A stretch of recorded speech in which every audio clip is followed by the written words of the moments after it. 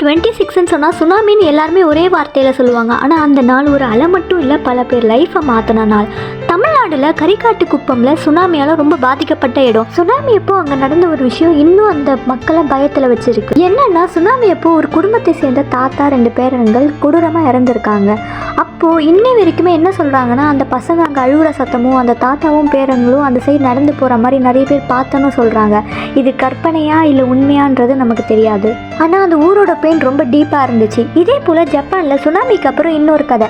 UCO டக்காமட்சுன்னு அவங்க wife சுனாமியில் மறைஞ்சிட்டாங்க. ஆனால் அவர் அதை நம்பாமல் எவ்ரி வீக் டைவிங் பண்ணி அவங்க ஒய்ஃபை தேடினார் கடலில். எல்லோரும் பாடி கிடைக்காதுன்னு சொன்னப்போ கூட அவர் சொன்னது, அவன் செத்துருக்கலாம் ஆனால் என் நம்பிக்கை சாகலை அப்படின்னு சொன்னார். இதே மாதிரி ஸ்ரீலங்காவில் சுனாமிக்கு அப்புறம் ஒரு லவ் லெட்டர் கிடச்சிது. நேம் இல்லை, அட்ரஸ் இல்லை, ஆனால் லாஸ்ட் லைன் மட்டும் இருந்துச்சு, நான் உன்னை மறக்க மாட்டேன்னு. இந்த நாள் நமக்கு ஒரு உண்மை சொல்லுது. சுனாமி இதில் மட்டும் இல்லை, மனுஷங்களையும் ரொம்ப பாதிச்சுது. ஆனால் பயத்துக்குள்ளே காதல் இருந்துச்சு, அழுகையில் ஹோப் இருந்துச்சு. டிசம்பர் 26 ஒரு டிசாஸ்டர் இல்லை, பல மனுஷ கதைகள் முடிஞ்சும் பல கதைகள் ஆரம்பித்த ஒரு நாள்.